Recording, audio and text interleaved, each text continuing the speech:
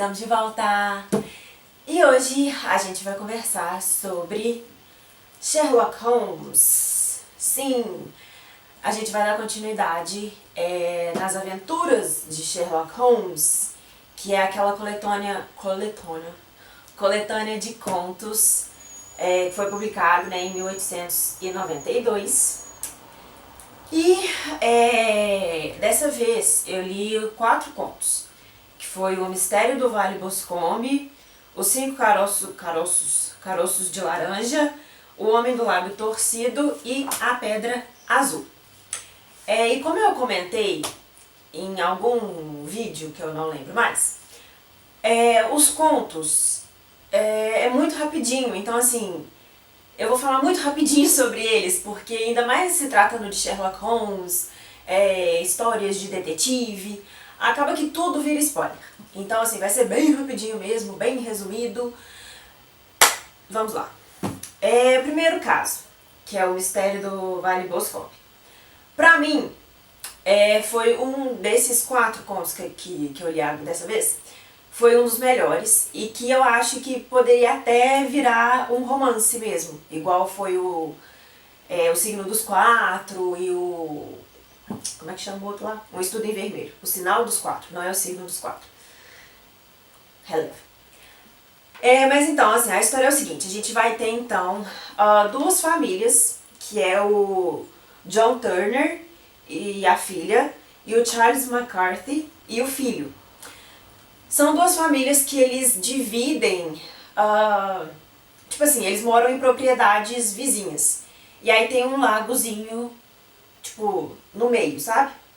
E aí a gente vai ter então, o mistério todo gira em torno da família McCarthy. A gente vai ter então testemunhas que viram o filho e o pai, né, discutindo ali e poucos momentos depois o filho sai de cena e pede ajuda porque o pai está morto. Então, assim, ele inclusive foi preso e está ali para ser condenado, né, julgado e não condenado, né? Ele está ali para ser julgado. E assim, o estranho da situação, do caso, é que ele aceitou ser preso, sabe? Ele não contestou o fato dele ser preso. Só alguns dias depois é que parece que a ficha dele caiu e que ele começou a contestar, tipo, não, eu sou inocente, eu sou inocente. E aí que o nosso Sherlock Holmes entra no caso. E aí ele vai com o Watson, seu fiel escudeiro, ele vai investigar a situação. Ele vai, interroga o filho dele, que é o James McCarthy. Ele interroga ele rapidinho, né, bate um papo com ele. Ele vai na cena do crime, dá uma vistoria ali. E a gente tem uma pequena participação do Lestrade, né, que é o detetive ali da Scotland Yard, que ele tá trabalhando no caso também. Ele conversa ali mais ou menos com os trabalhadores de ambas as propriedades. E o Sherlock Holmes, óbvio, que vai resolver o caso. E assim, uma coisa interessante dessa história, desse conto, é o seguinte.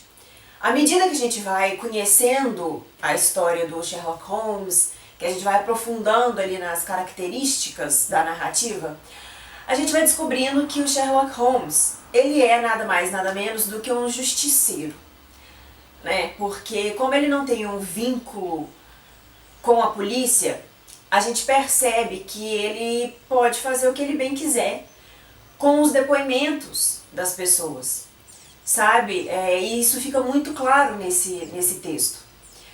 Porque quando ele descobre quem é o assassino, ele tem a opção de informar para a polícia, como ele tem a opção de abafar o caso, sabe? Então ele tem literalmente a vida de uma pessoa em suas mãos e cabe a ele decidir o que fazer com aquilo. Se ele vai levar pra frente aquilo ou se vai guardar pra ele.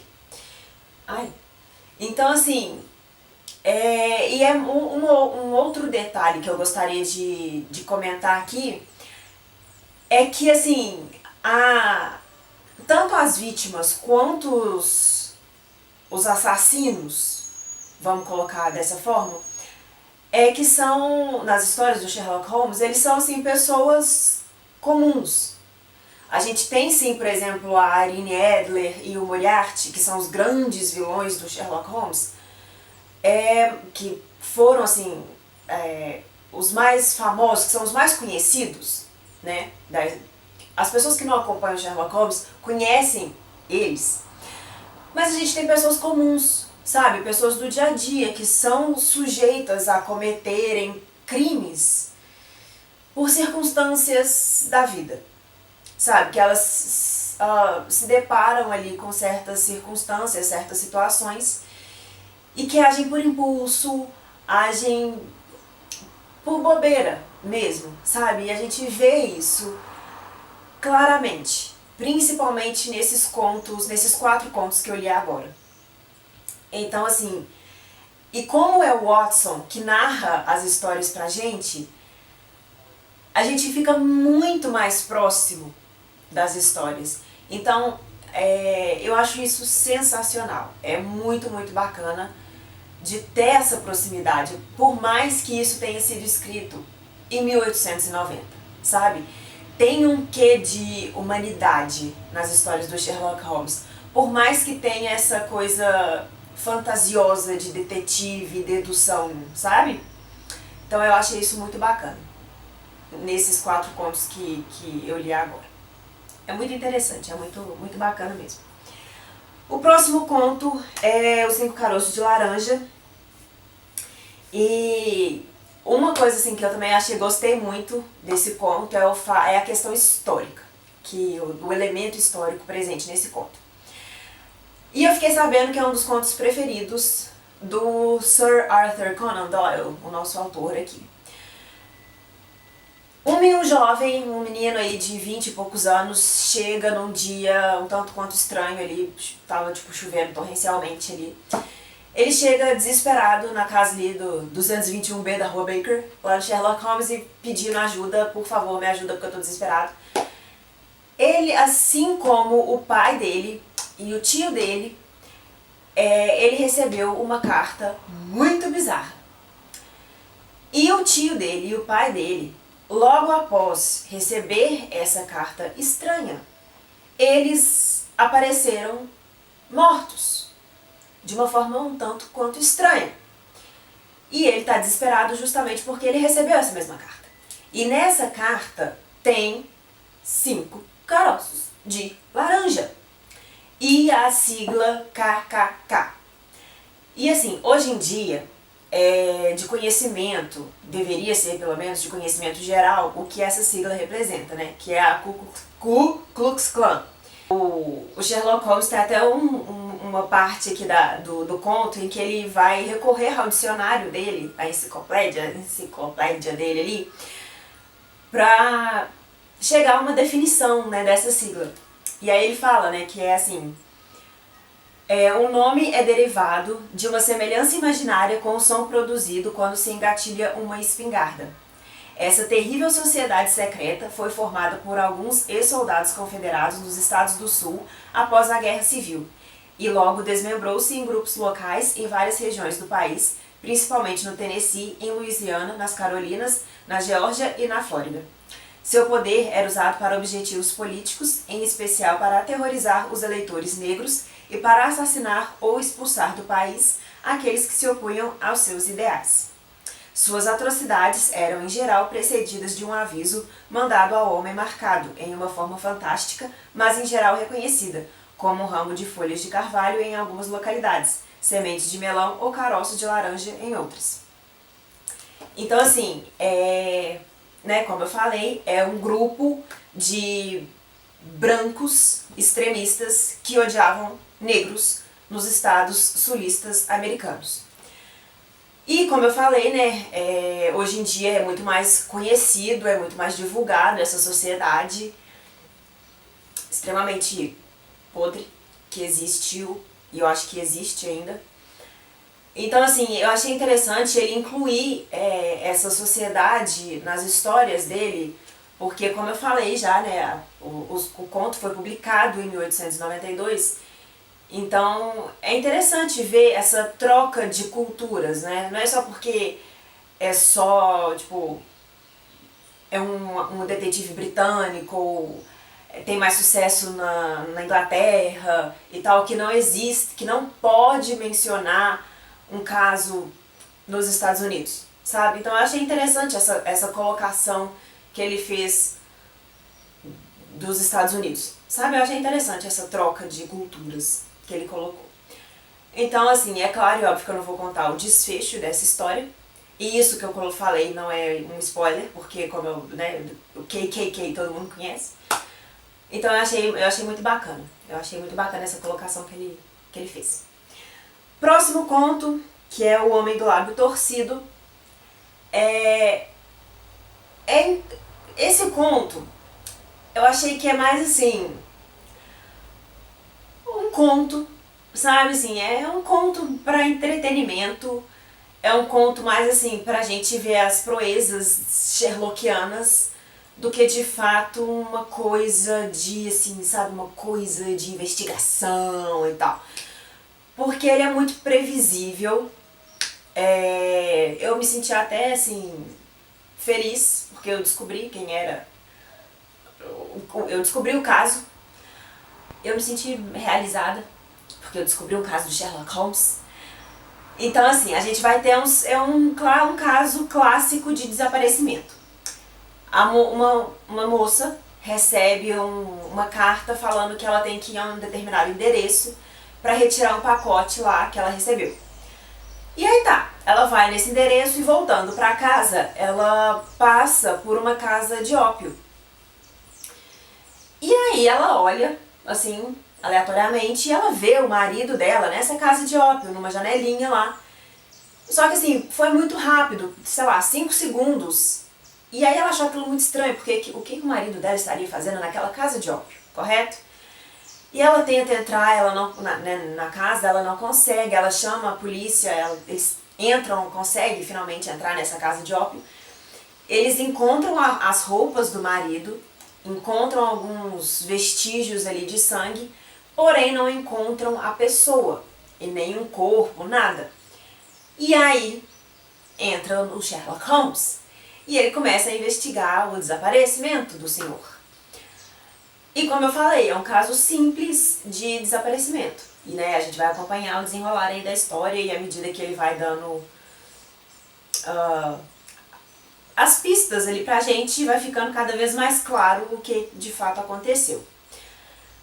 E é interessante ver que, como eu falei, né, no mistério do Vale Boscombe, a gente tem várias circunstâncias. Então, assim, não é sempre que a gente vai ter um caso mirabolante de assassinato só porque é Sherlock Holmes, entendeu? A gente vai ter também casos super simples de desaparecimento, como é o moço aqui do Lábio Torcido. Mas é legal também, sabe? É interessante ver como que o Sherlock Holmes desenrola essas histórias. Tanto as mirabolantes quanto as simples. É A Pedra Azul, que foi o último conto que eu li aqui. Esse conto é o caso clássico da história de detetive. Clássico. Você consegue enxergar a fórmula desde a primeira palavra até o ponto final. É super engraçado. E é um tanto quanto previsível também. Mas, de novo, é interessante ler o desenrolar, sabe? O desenrolar da história. A gente vai ter, então, o porteiro do Sherlock Holmes, ali na época do Natal. Ele, andando pelas ruas, ele vai presenciar uma cena de briga e ele vai se sentir ali no dever de apartar essa briga. Só que as pessoas envolvidas vão achar que ele é um policial. E aí eles vão, tipo, sair correndo, assim, sabe? E um desses caras envolvidos na briga, ele tá com tipo essas aves que as pessoas comem de Natal. E um chapéu. Ele vai deixar isso pra trás. Tanto a ave quanto o chapéu. E aí, ele vai levar pra quem? Pro Sherlock Holmes, obviamente. E aí o Sherlock Holmes vai passar horas estudando o chapéu do cara. E aí ele vai conseguir traçar toda a personalidade do cara através das evidências que ele vai achar no chapéu. E é engraçado de ver ele contando sobre as evidências que ele encontrou no chapéu pro Watson. O Watson vai ficar tipo, você descobriu isso tudo por causa de um chapéu? Sabe? É engraçado de ver, por mais que já tenha um tempo que o Watson e Sherlock Holmes estão juntos, o Watson ainda fica perplexo diante dessa capacidade de dedução do Sherlock Holmes. Então, assim, é divertido, sabe? É uma leitura muito divertida de fazer. E aí, dentro dessa ave, a gente vai encontrar essa pedra azul, que a gente vai descobrir, então, que é uma pedra, tipo... como fala? Uma pedra preciosa da Condessa de Morcar. E aí, temos o resto do conto aí que eu não vou contar.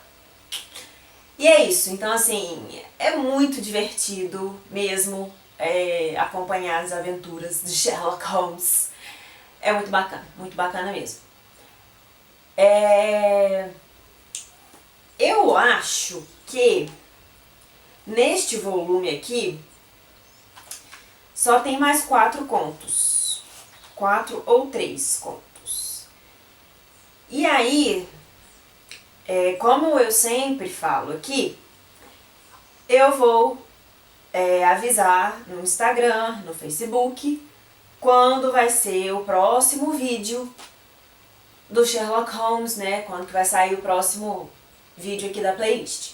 Então faça favor de acompanhar lá, eu agradeço a atenção. Muito provavelmente vai ser em fevereiro do ano que vem. E é isso. E aí a gente finaliza este volumezinho aqui pra gente começar o volume 2, né? Mas é isso. Eu espero que vocês tenham gostado. E acompanhem a playlist de Sherlock Holmes e a de Agatha Christie também, porque tá ficando muito emocionante. Eu espero que vocês tenham gostado e até o próximo